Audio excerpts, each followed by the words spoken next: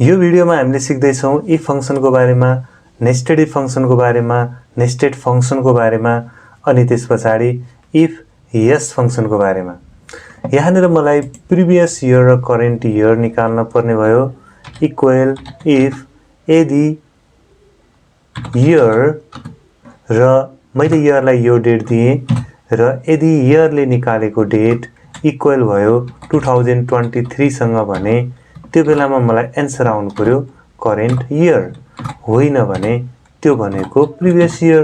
मैले double कोट्समा previous इयरलाई राखे, त्यसपछि ब्राकेट क्लोज गरे र मैले इन्टर गरे र जहाँसम्म 2022 हुन्छ त्यो भनेको प्रिभियस इयर भयो र 2023 स्टार्ट भएपछि त्यो भनेको करेन्ट इयर भयो। त्यस्तै गरेर मलाई यहाँनिर निकाल्नु पर्ने भयो फेरि क्वार्टर र क्वार्टरको लागि मैले युज गरे इफ र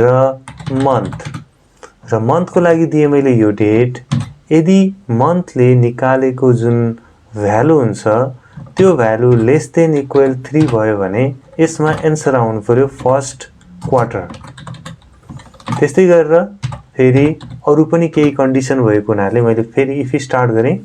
यदि मन्थले निकालेको एन्सर, मन्थको लागि मैले यही डेट दिए, यसले निकालेको एन्सर लेस देन इक्वल 6 भयो भने यहाँनिर एन्सर आउनु पर्छ सेकेन्ड क्वार्टर।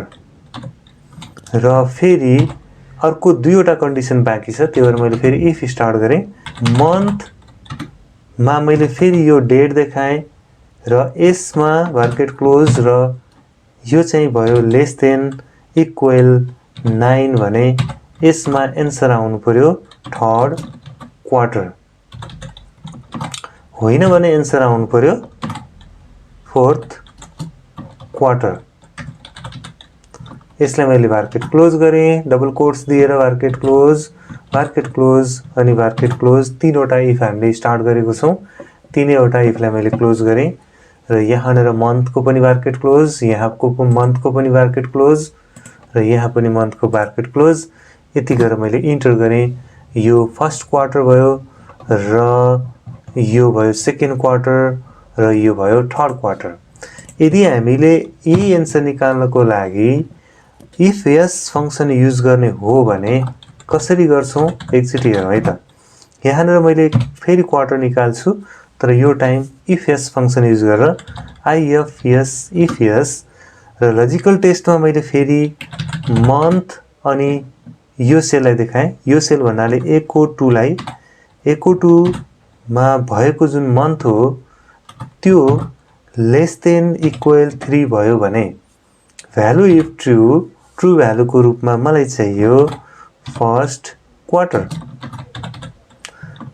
र फेरि हामीले अर्को लजिक राख्नुपर्ने छ, अर्को लजिकल टेस्ट राख्नुपर्ने छ। त्यसमा मैले फेरि मन्थ अनि एको 2 यसले निकाल्ने जुन भ्यालु छ त्यो चाहिँ यदि लेस देन इक्वल 6 भयो भने त्यसमा मलाई एन्सरको रूपमा आउनु पर्छ सेकेन्ड क्वार्टर। डबल कोट्समा क्लोज गरियो, फेरि कमा।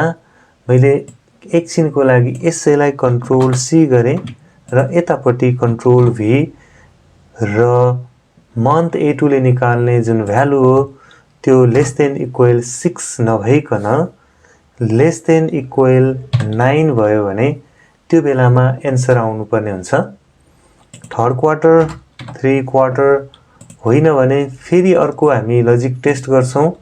त्यसको लागि मैले फेरि एकचोटि कन्ट्रोल भी गरे र लेस देन इक्वल 12 छ भने त्यो बेलामा आउनु पर्यो फोर्थ क्वार्टर र लास्टमा हामीले ब्राकेट क्लोज गर्छौं एउटा इफ एस को लागि।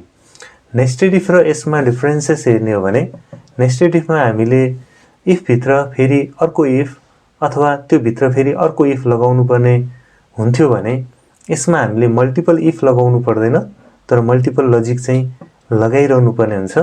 यसलाई मैले इन्टर गर्दिए, दुवैले निकाल्ने एन्सर एउटै हो।